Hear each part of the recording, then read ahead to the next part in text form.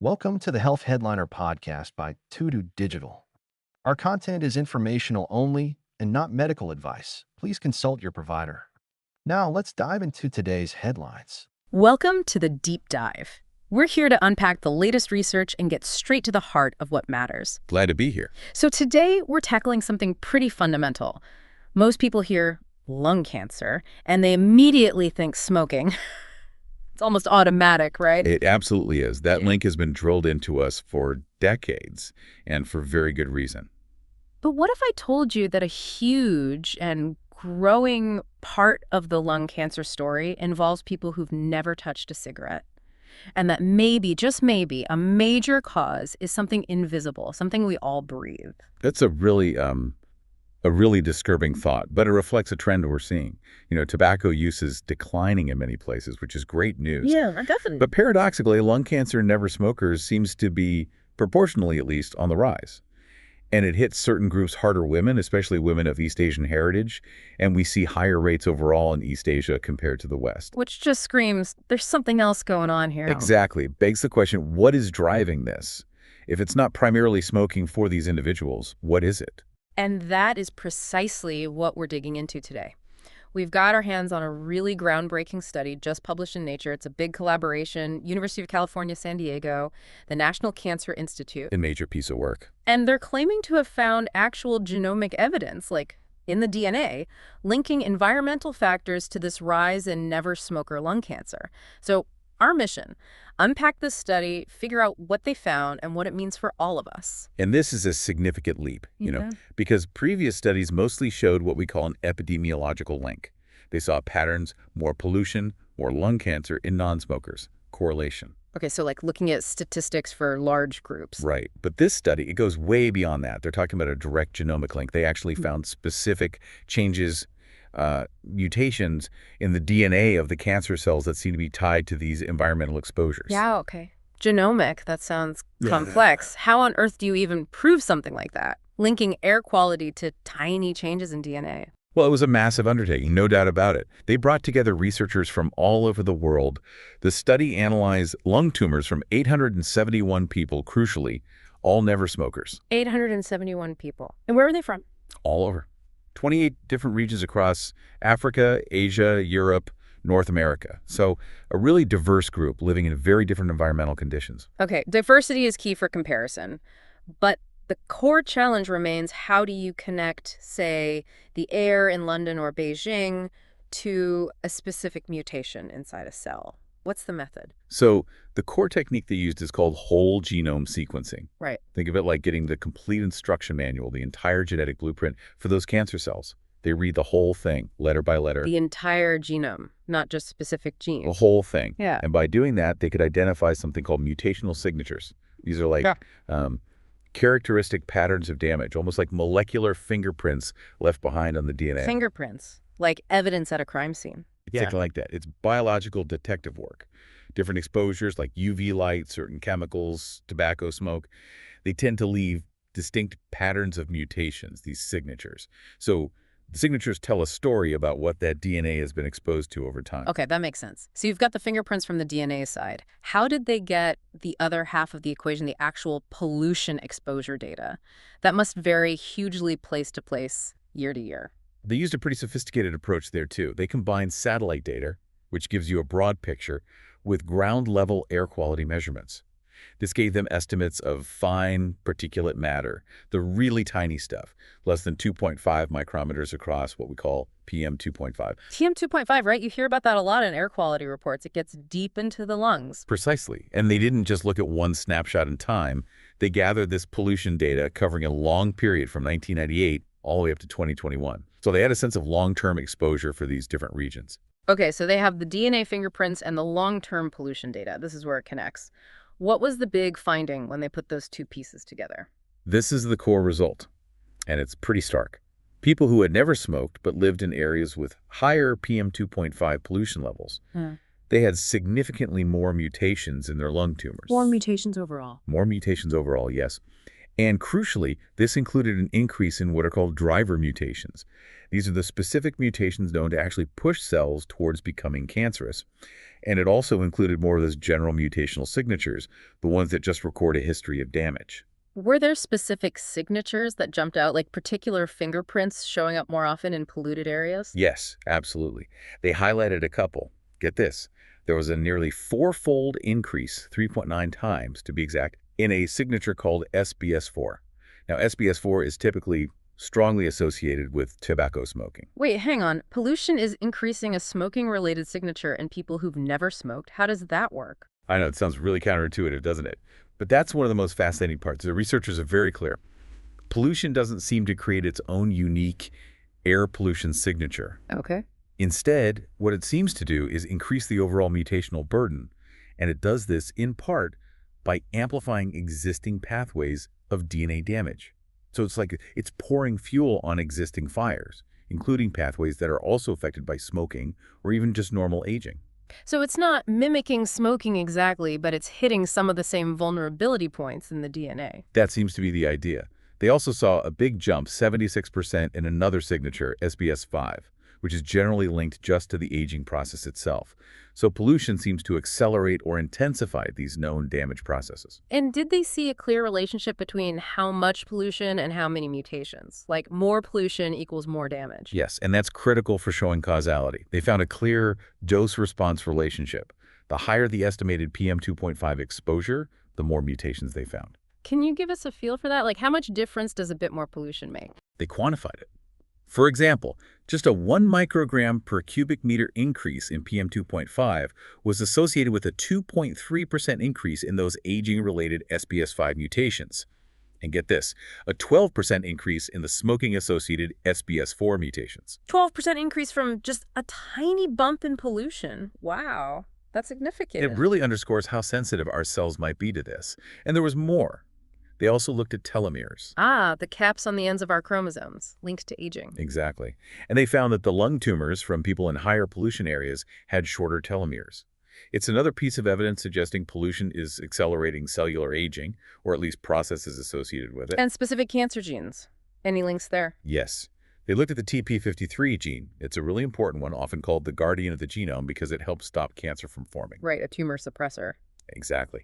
And they found that patients in high PM2.5 areas were 1.6 times more likely to have mutations in their TP53 gene. Damaging the guardian makes it much easier for cancer to take hold. So the evidence against air pollution, specifically PM2.5, seems pretty strong based on this genomic data. Direct damage, accelerating aging, hitting key cancer genes. It paints a very compelling picture, yes. But the study didn't stop there. They looked beyond just air pollution and found some other, well, frankly, quite surprising things. Okay, like what? Well, first, secondhand smoke. We all know it's bad. It's classified as a carcinogen. Definitely. But in this study, looking specifically at the genomic level, they didn't find a strong genetic correlation. There was a slight increase in mutations, and they did see the shorter telomeres again. Okay, so some biological effect is happening. Right. The telomere shortening suggests an effect.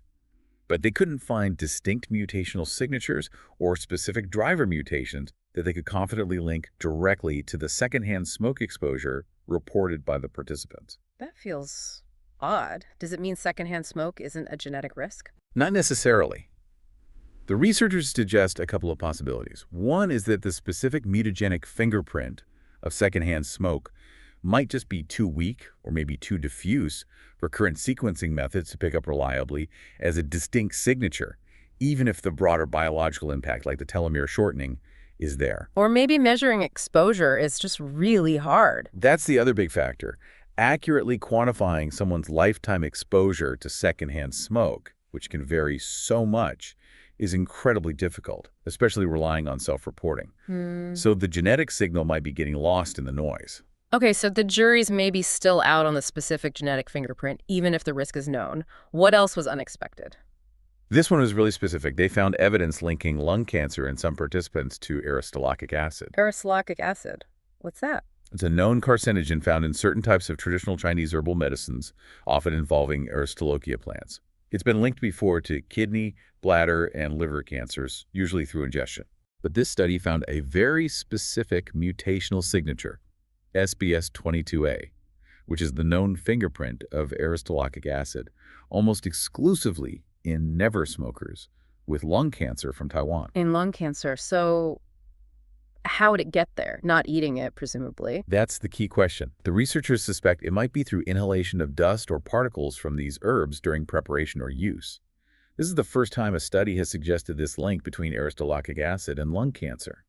It definitely raises some new public health questions, particularly in parts of Asia where these herbs are used. Wow. Okay. So air pollution, maybe secondhand smoke, traditional medicine ingredients, any other mysteries? One more big one, actually. They discovered a completely new mutational signature. They labeled it SBS40A. New meaning. Unknown cause. Completely unknown cause. It was present in most of the never-smoker lung cancers they looked at, but interestingly, it was pretty much absent in lung cancers from smokers. Huh. So it's specific to never smokers, but it doesn't seem to be linked to the air pollution they measured or aristolactic acid or anything else they could identify. Exactly. Its origin is a complete mystery right now. Yeah. It doesn't correlate with anything they tested. So that opens up a whole new avenue for research. What else in our environment, or maybe even internal biological processes, could be causing this specific type of DNA damage in never smokers? That's fascinating. So bringing this all together, what's the big takeaway for you, the listener? Why does wading through all this genomics matter for everyday life? I think the bottom line is this.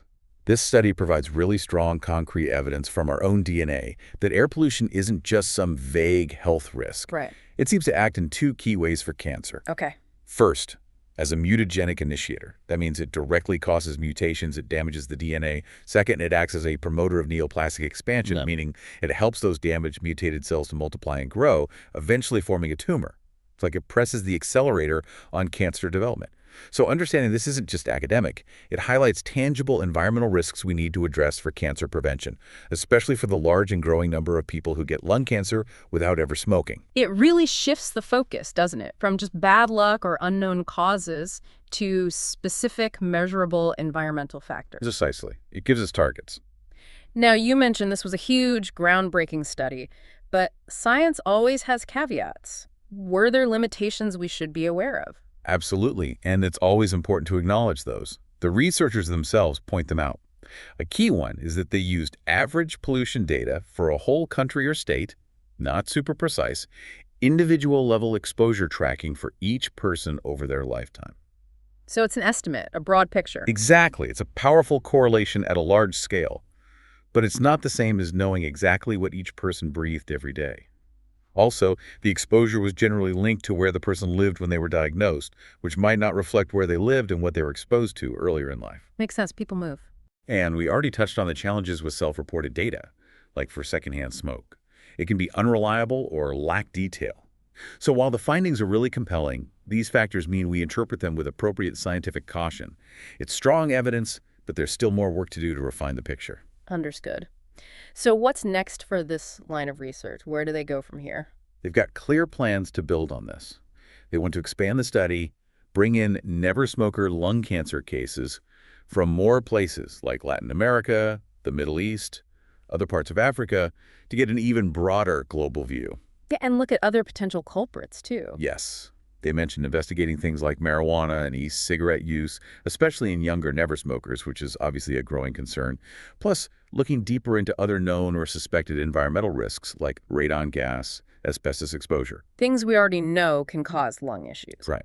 And crucially, they want to try and get more detailed, more localized pollution data, maybe even individual exposure monitoring where possible, to really nail down those dose-response relationships even more firmly. It sounds like this study has really opened the door to a whole new level of understanding. It really has. It's shifted the paradigm. It really makes you think, doesn't it? If the very air we breathe, something so fundamental, can leave these molecular fingerprints, these scars on our DNA, what does that imply about all the other subtle, unseen ways our environment shapes our health? It's a profound question. It suggests our connection to our surroundings is incredibly intimate, right down to the genetic level. And if that's the case, what responsibility does that place on us, both individually in terms of awareness and collectively in terms of, policy and protecting air quality? It puts the responsibility squarely on us, I think. Knowing this deepens the urgency to understand and mitigate these environmental risks. We can't just think of pollution as something that causes asthma or makes cities look hazy. It seems to be fundamentally altering our biology in ways that can lead to diseases like cancer. So maybe a final thought for everyone listening. As you go about your week, maybe take a moment to consider the air around you. Perhaps look up your local air quality index or learn about initiatives working towards cleaner air in your community. Because this research really drives home that knowledge about our environment isn't just interesting, it empowers us to take action for our own health and the health of others. Well said. Understanding is the first step. Thank you for joining us for this deep dive. Thanks for tuning in to the Health Headliner podcast by To Digital. Like and subscribe for more health news and breakthroughs. Stay healthy and informed. See you next time.